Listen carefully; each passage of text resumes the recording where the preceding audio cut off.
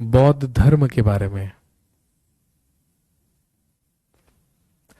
सबसे पहले इसमें हम बात करते हैं बुद्धिज्म के बारे में या बौद्ध धर्म के बारे में। और आप अच्छी तरीके से जानते हैं बौद्ध धर्म की स्थापना किसके द्वारा की गई थी? गौतम बुद्ध के द्वारा। तो इसमें हम बात करेंगे गौतम बुद्ध के बारे में।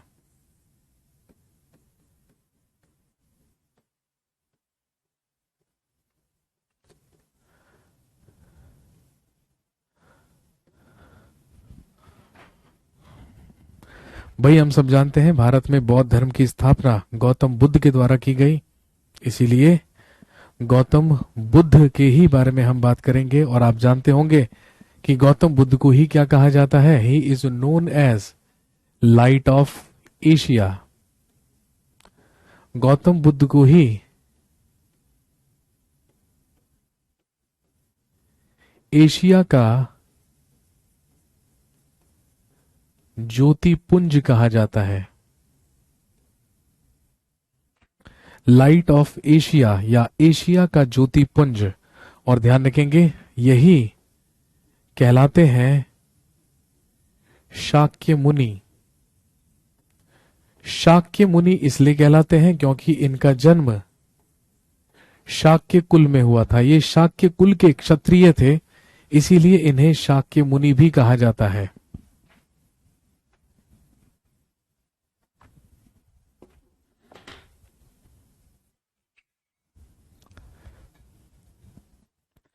आवाज बहुत कम आ रही है। अच्छा जी, तो भैया अपने डिवाइस से आवाज बढ़ा लीजिए। तुम्हें क्या लगता है कि माइक में अगर हम तेज बोलते हैं तो आवाज तेज हो जाती है?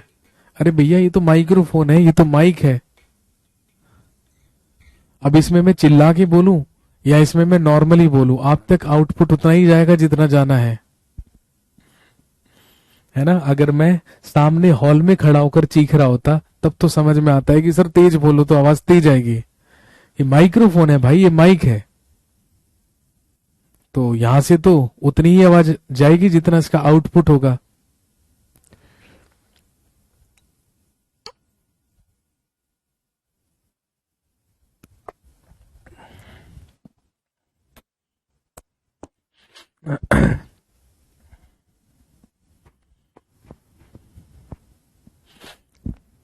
जी, गौतम बुद्ध जो कहलाते हैं लाइट ऑफ एशिया, जिन्हें लाइट ऑफ एशिया कहा जाता है, या जो कहलाते हैं शाक्य मुनि, इन्होंने ही भारत में बौद्ध धर्म की स्थापना की थी। और ध्यान रखेंगे Gautam Buddha was born in 563 BC in Lumbini, Kapilavastu, Nepal. लिखेंगे गौतम बुद्ध का जन्म 563 ईसा पूर्व में नेपाल के कपिल हुआ। गौतम बुद्ध का जन्म नेपाल के कपिलवस्तु के लुम्बिनी नामक ग्राम में हुआ था। और माना जाता है कब हुआ था? 563 BC में, ईसा के जन्म से 563 साल पहले, यानी कि आज से लगभग 2500 साल पहले, है ना। हिज चाइल्डहुड नेम, लिखेंगे his childhood name was Siddhartha. इनके बचपन का नाम सिद्धार्थ था। His childhood name was Siddhartha. इनके बचपन का नाम सिद्धार्थ था। His father was Shuddhodana. इनके पिता का नाम शुद्धोधन था। और जो शुद्धोधन थे, अभी मैंने आपको बताया, ये शाक्य कुल के थे और क्षत्रियों का ही कुल हुआ करता था, शाक्य कुल जिससे बिलोंग किया करते थे इनके पिता, जिनका नाम था शुद्धोधन। कहने का मतलब यदि हम सिद्धार्थ की बात करें या गौतम बुद्ध की बात करें तो जन्म से ये एक क्षत्रिय थे। भाई ये तो पता ही है, ब्राह्मण, क्षत्रिय, वैश्य, शूद्र मनुष्य के 4 वर्ण माने गए हैं। ब्रह्मा जी के शरीर के अलग अलग भागों से उत्पन्न हुए लोग ही ब्राह्मण, क्षत्रिय, वैश्य और शूद्र कहलाते हैं। तो ये जन्म से क्षत्रिय थे। इनकी माता, हिज मदर वाज महामाया। इनकी माता का नाम महामाया था, जो कौलीय वंश की थी। ये कौलीय वंश की थी। लेकिन ऐसा कहते हैं कि जब सिद्धार्थ का जन्म हुआ था तो सिद्धार्थ के जन्म के 7th डे या 7वें दिन ही इनकी माता महामाया की डेथ हो गई थी, महामाया की मृत्यु हो गई थी। और ध्यान रखेंगे महामाया की मृत्यु के बाद इन्हें पाला था इन्हीं की मौसी ने, जिनका नाम था प्रजापति गौतमी। नाम ध्यान रखेंगे भाई, इंपॉर्टेंट रहेगा, क्योंकि यही प्रजापति गौतमी आगे चलकर गौतम बुद्ध की फर्स्ट फीमेल डिसाइपल या प्रथम महिला शिष्य बनेंगे। एग्जाम में पूछते हैं ना, गौतम बुद्ध की प्रथम महिला शिष्य कौन हुई? उन्हीं की मौसी हुई जिनका नाम था Prajapati Gautami. She was his first female disciple.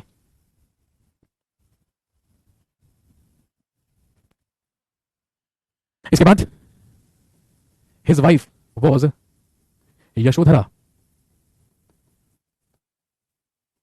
इनकी पत्नी का नाम यशोधरा था। और ध्यान रखेंगे इनका एक बेटा था, इनका एक पुत्र था जिसका नाम था राहुल।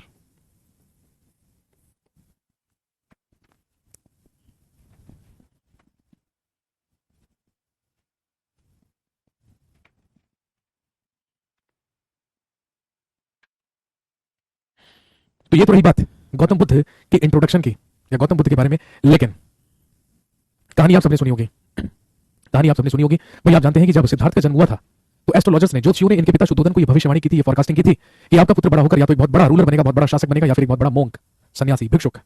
जब तक रूलर बनने की बात थी तब तक तो बड़ा अच्छा लगा शुद्धोधन को, लेकिन जब ये सुना कि वो एक मोंक, एक भिक्षुक भी बन सकता है तो बड़े कॉन्शियस हो गए। कौन? इनके पिता शुद्धोधन।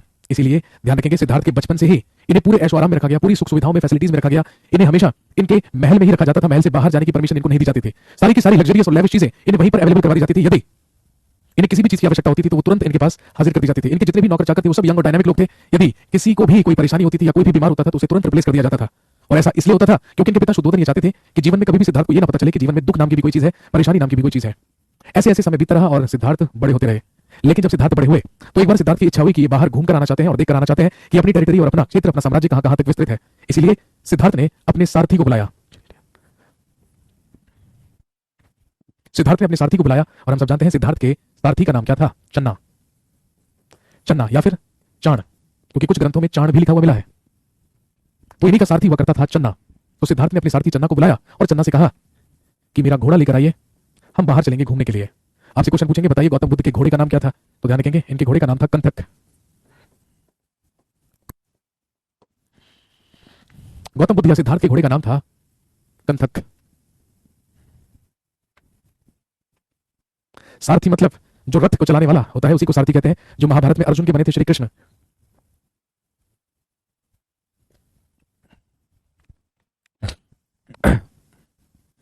इसके बाद ये अपने घोड़े कंथक और सारथी चन्ना के साथ बाहर निकल पड़े। और जब ये बाहर घूमने गए तो हम सब जानते हैं कि इन्होंने बाहर 4 दृश्य देखे, 4 सीन्स देखे। और जब इन्होंने 4 दृश्य देखे तो उन चारों दृश्यों में इन्होंने सबसे पहले एक बूढ़े व्यक्ति को देखा, एक वृद्ध व्यक्ति को देखा जो बहुत ज्यादा कमजोर था और एक लाठी का सहारा लेकर चल रहा था और उसकी कमर पूरी तरीके से झुकी हुई थी। जब सिद्धार्थ ने ऐसे व्यक्ति को देखा तो उसे देखकर ये बेहद सरप्राइज हुए, बेहद आश्चर्यचकित हुए, क्योंकि ऐसा दृश्य, ऐसा व्यक्ति इन्होंने कभी जीवन में नहीं देखा था। इसके बाद जब ये और आगे बढ़े तो इन्होंने एक बेहद बीमार और कमजोर व्यक्ति को चारपाई पर पड़े हुए देखा, जो अपनी अंतिम सांसें ले रहा था, मुस्कुराते टेंशन फ्री मोंक को देखा। एक भिक्षुक सन्यासी को देखा जो अपनी ही धुन में मस्त होकर जा रहा था, उसके चेहरे पर कोई शिकन नहीं थी, कोई माथे पर टेंशन नहीं थी, वो अपनी ही धुन में था। जब ये चारों के चारों दृश्य सिद्धार्थ ने देखे तो वो नहीं समझ पाए इनका मतलब क्या है, इसलिए ही आस्क्ड चन्ना। इसलिए सिद्धार्थ ने चन्ना से पूछा कि चन्ना, आप इन चारों दृश्यों का मतलब मुझे बताइए। बस फिर क्या था, बचपन से लेकर आज तक शुद्धोधन ने जितनी भी मेहनत की थी उन सबका भांडा फोड़ दिया किसने? चन्ना ने। और चन्ना ने ही सिद्धार्थ से कहा कि सिद्धार्थ, ये जीवन दुखों से भरा पड़ा है, इस जीवन में दुख ही दुख है। हर व्यक्ति के जीवन में एक ऐसी स्टेज आती है जब वो बूढ़ा होता है, बीमार होता है, कमजोर होता है और उसकी मृत्यु हो जाती है। कहने का मतलब मृत्यु अटल है। हर व्यक्ति के जीवन में एक ऐसी स्टेज आनी है जब वो बूढ़ा कमजोर होकर क्या हो जाएगा? मर जाएगा, उसकी मृत्यु हो जाएगी। But the ultimate goal of the life is death. लेकिन जीवन का परम लक्ष्य तो क्या है? मृत्यु है। सिद्धार्थ ये बात सुनकर बेहद सरप्राइज हुए। सिद्धार्थ ने कहा कि यदि जीवन में दुख ही दुख है, वो चौथा व्यक्ति कौन था? उसके चेहरे पे तो कोई दुख नहीं था, उसके चेहरे पे तो कोई शिकन नहीं थी, वो तो अपना मस्त होकर हंसी खुशी मुस्कुराते हुए अपने धुन में ही जा रहा था। चन्ना ने कहा, इज अ मोंक, वो एक सन्यासी है, वो एक भिक्षुक है, वो सांसारिक मोहमाया से परे हो चुका है, उसने अपना घर बार फैमिली सब त्याग दिया है, वो किसी भी मेटेरियलिस्टिक चीज को इस्तेमाल नहीं करता है, वो भिक्षा मांगकर अपना गुजारा करता है, बस एक स्थान से दूसरे स्थान पर घूमता रहता है, लोगों को अच्छी बातें सिखाता रहता है, जहां शाम होती है, जहां सूर्यास्त होता है वहीं पर वो सो जाता है, भिक्षा मांगकर खाना खाता है, अपना गुजारा करता है और इसके जीवन का एक ही लक्ष्य है, वो है मोक्ष की प्राप्ति। लेकिन सिद्धार्थ ने कहा कि मोक्ष कैसे मिलता है? चन्ना ने कहा कि एक स्थान से दूसरे स्थान पर लोगों को अच्छी अच्छी बातें और अच्छे अच्छे आचरण सिखाता रहेगा और ऐसे ही जीवन व्यतीत करता रहेगा, एक दिन इसकी मृत्यु हो जाएगी और इसे मोक्ष की प्राप्ति हो जाएगी। That was the turning point of Siddharth life. बस यही घटना सिद्धार्थ के जीवन का टर्निंग पॉइंट साबित हुई। ये चुपचाप मायूस होकर, दुखी होकर वापस अपने महल में लौट गए। नौकर चाकर भी वही थे, सुख सुविधाएं भी वही थी, लेकिन अब कुछ भी अच्छा नहीं लग रहा था, क्योंकि दिमाग में सिर्फ एक ही बात चल रही थी कि ये सारी की सारी चीजें एकदम खत्म हो जाएंगी और सभी लोगों को एक ना एक दिन मृत्यु को प्राप्त हो जाना है। दोस्तों ध्यान रखेंगे, जब सिद्धार्थ की उम्र 29 वर्ष थी, when he was 29 years old, तो 29 वर्ष की आयु में ही finally he decided to become a monk. इन्होंने भी एक भिक्षुक रूप धारण करने का निश्चय किया और ध्यान रखेंगे 29 वर्ष की आयु में घर पर बिना किसी को बताए आधी रात को इन्होंने गृह त्याग कर दिया। आप लिख सकते हैं at the age of 29 years, 29 वर्ष की आयु में, at the age of 29 years, 29 वर्ष की आयु में सिद्धार्थ लेफ्ट हिज होम। लिखेंगे 29 वर्ष की आयु में सिद्धार्थ ने गृह त्याग किया और इनके द्वारा गृह त्याग करना ही, that incident in Buddhism is known as महाभि निष्क्रमण।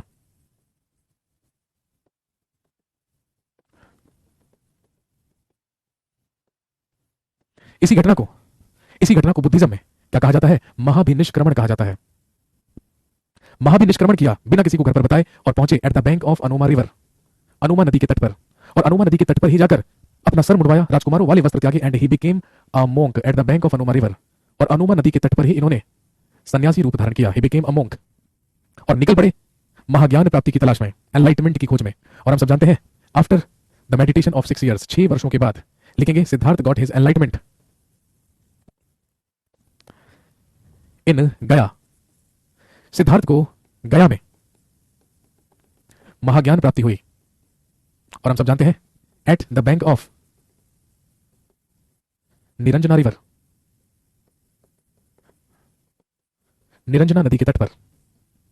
और हम सब जानते हैं एक वट वृक्ष या एक पीपल के पेड़ के नीचे, एक पीपल वृक्ष के नीचे इन्हें एनलाइटमेंट हुआ, इन्हें महाज्ञान की प्राप्ति हुई, and that incident in Buddhism is known as nirvana. और इसी को हम सब जानते हैं, इस घटना को बौद्ध धर्म में निर्वाण कहा जाता है। इसी घटना को बौद्ध धर्म में निर्वाण कहा जाता है।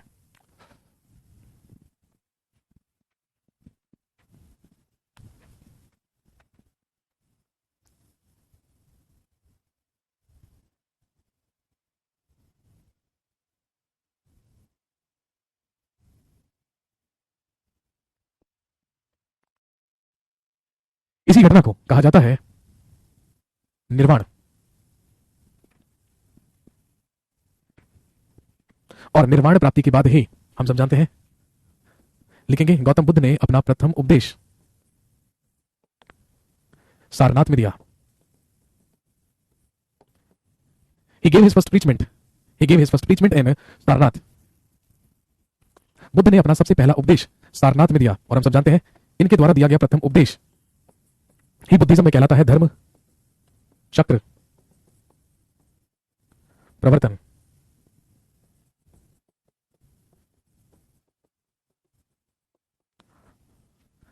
धर्म चक्र प्रवर्तन।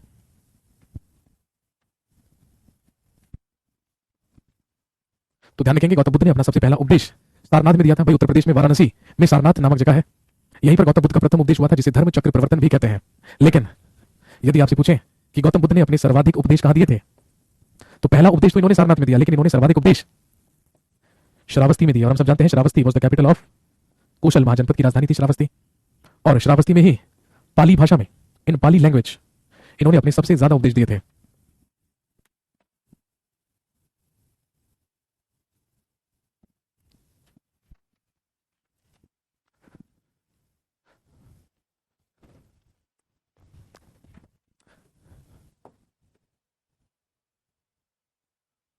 आपसे पूछेंगे गौतम बुद्ध के प्रथम शिष्य, फर्स्ट डिसाइपल कौन थे?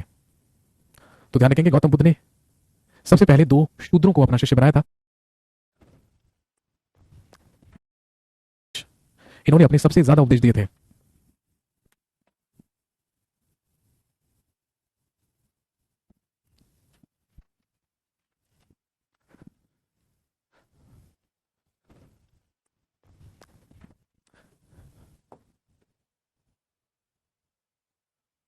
आपसे पूछेंगे गौतम बुद्ध के प्रथम शिष्य, फर्स्ट डिसाइपल कौन थे? तो ध्यान रखेंगे गौतम बुद्ध ने सबसे पहले 2 शूद्रों को अपना शिष्य बनाया था, जिनके नाम थे तपस्सु और भल्लुक। और ध्यान रखेंगे भल्लुक का ही नाम कई ग्रंथों में कल्लिक लिखा हुआ मिलता है।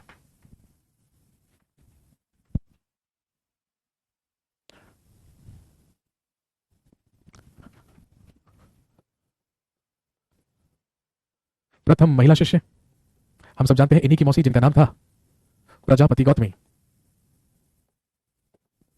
और यदि आपसे पूछें इनके प्रधान शिष्य कौन थे या इनके चीफ डिसाइपल्स कौन हुए हैं, तो 2 नाम याद रखेंगे, आनंद और उपाली।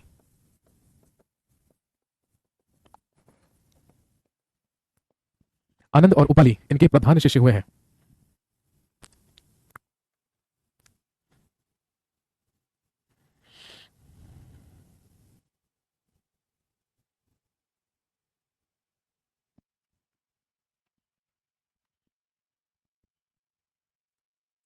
लिखेंगे in the last stage of his life he reached Kushinagar. अपने जीवन के अंतिम समय में ये कुशीनगर पहुंचे। पिछली क्लास में हमने पढ़ा था Kushinagar was the capital of Malla mahajanapada. Malla महाजनपद की ही राजधानी क्या हुआ करती थी? कुशीनगर। जीवन के अंतिम समय में ये कुशीनगर पहुंचे और वहीं पर गौतम बुद्ध ने अपना अंतिम उपदेश अपने ही एक शिष्य को दिया जिसका नाम था सुभज्ज। इन्होंने अपना अंतिम उपदेश सुभज्ज को दिया और ध्यान रखेंगे सुभज्ज को अपना अंतिम उपदेश देकर कुशीनगर में ही इनका एक और शिष्य रहा करता था जो लोहार था, जिसे चुंद लोहार कहा जाता है। इसी चुंद लोहार के द्वारा भोजन में पोर्क परोसा गया और हम सब जानते हैं पोर्क खाने की ही वजह से ये उसे डाइजेस्ट नहीं कर पाए और इन 483 BC Gautam Buddha died by dysentery. लिखेंगे 483 ईसा पूर्व में अतिसार रोग से, 483 ईसा पूर्व में अतिसार रोग से गौतम बुद्ध की मृत्यु कुशीनगर में हुई। गौतम बुद्ध की मृत्यु कुशीनगर में हुई और इनकी मृत्यु को ही बुद्धिज्म में कहा जाता है महापरिनिर्वाण।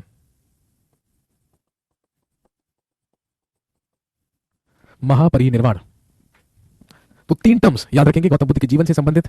महाभिनिष्क्रमण उनका घर छोड़ना, उनका गृह त्याग करना, महाज्ञान की प्राप्ति निर्वाण, धर्मचक्र प्रवर्तन उनका प्रथम उपदेश और उनकी मृत्यु कहलाती है महापरिनिर्वाण, जो कुशीनगर में हिरण्यावती रिवर या हिरण्यावती नदी के किनारे हुई।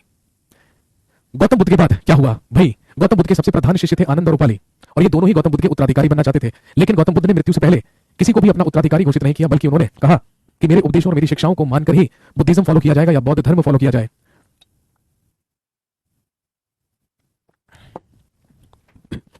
कहने का मतलब गौतम बुद्ध ही बुद्धिज्म में पहले और आखिरी धर्मगुरु हुए। लेकिन इनकी मृत्यु के बाद जब जब बौद्ध धर्म में सुधार करने की जरूरत पड़ी या कुछ रिफॉर्म्स करने की जरूरत पड़ी, तो आप जानते हैं बौद्ध धर्म में सुधार करने के लिए कुछ बौद्ध महासंगीतियों का आयोजन करवाया गया, कुछ बुद्धिस्ट काउंसिल्स का आयोजन करवाया गया जिनकी संख्या 4 है और जिनके बारे में हम बात करेंगे। लिख लीजिए, बुद्धिस्ट कुछ बौद्ध महासंगीत। बुद्ध ही बुद्धिज्म में पहले और आखिरी धर्मगुरु हुए। लेकिन इनकी मृत्यु के बाद जब जब बौद्ध धर्म में सुधार करने की जरूरत पड़ी या कुछ रिफॉर्म्स करने की जरूरत पड़ी, तो आप जानते हैं बौद्ध धर्म में सुधार करने के लिए कुछ बौद्ध महासंगीतियों का आयोजन करवाया गया, कुछ बुद्धिस्ट काउंसिल्स का आयोजन करवाया गया जिनकी संख्या 4 है और जिनके बारे में हम बात करेंगे। लिख लीजिए, बुद्धिस्ट काउंसिल्स या बौद्ध महासंगीतियां। बुद्धिस्ट काउंसिल्स या बौद्ध महासंगीतियां। सबसे पहले लिखेंगे काउंसिल, उसके बाद लिखिए ईयर, उसके बाद लिखिए प्लेस, उसके बाद लिखिए रूलर, उसके बाद लिखिए डायनेस्टी और उसके बाद लिखिए वर्क। सबसे पहले कॉलम में संगीति, दूसरे में वर्ष, तीसरे में स्थान, चौथे में शासक, पांचवें में वंश।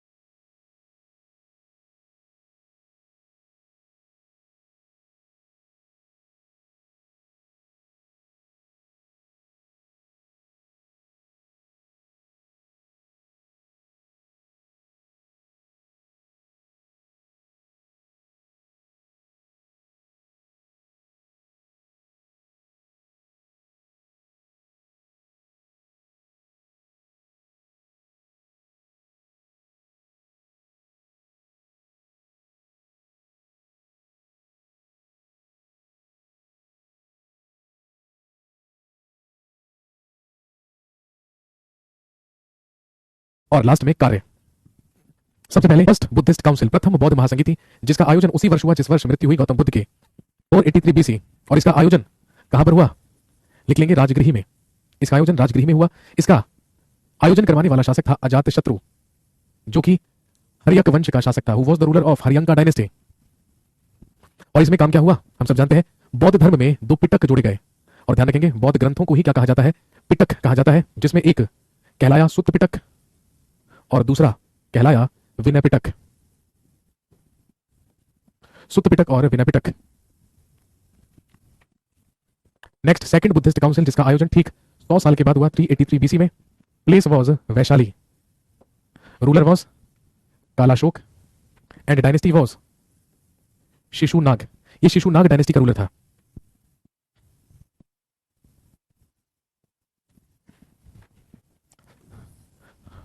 और इसमें क्या काम हुआ? ध्यान रखेंगे, the followers of Buddhism were divide. 100 साल के बाद हुआ, 383 बीसी में। Place was Vaishali, ruler was Kalashoka and dynasty was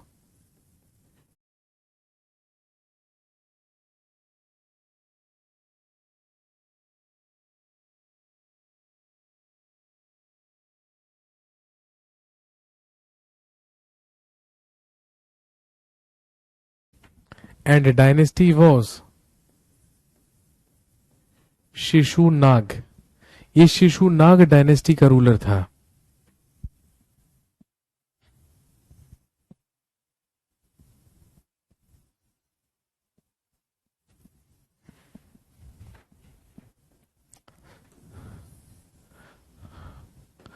और इसमें क्या काम हुआ? ध्यान रखेंगे, the followers of Buddhism were divided into two parts. बौद्ध धर्म के अनुयायी दो भागों में विभाजित हुए। एक कहलाए स्थावीर और एक कहलाए Mahasanghika.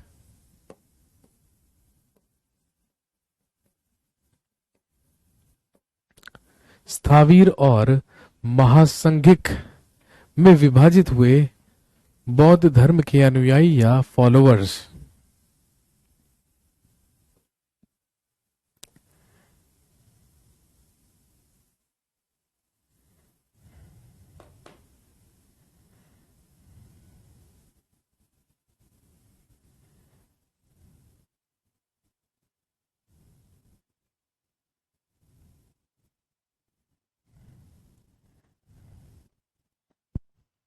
Next, third Buddhist council, तीसरी बौद्ध महासंगीति, जिसका आयोजन लगभग 251 ईसा पूर्व में पाटलिपुत्र में करवाया गया।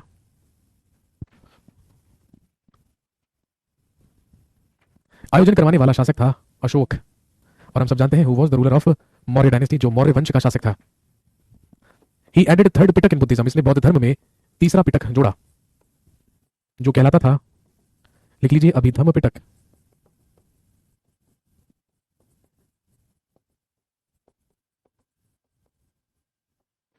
जो कहलाता था अभिधम्म पिटक।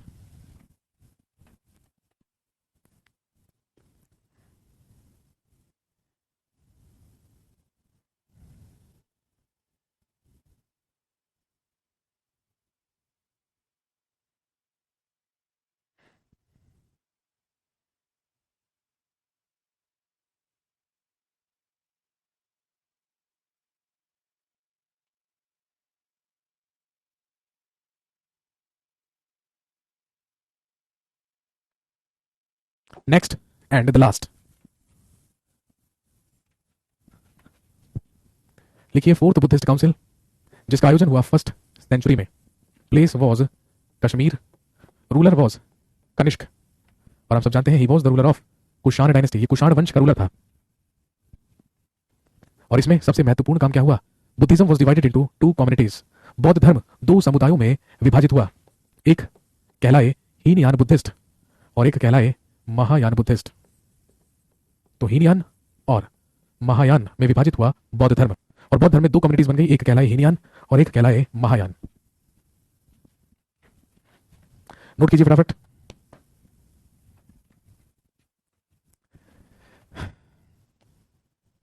चलिए, दैट्स ऑल अबाउट बुद्धिज्म। कल आपसे मुलाकात होगी और कल हम बात करेंगे अबाउट जैनिज्म। कल हम बात करेंगे जैन धर्म के बारे में।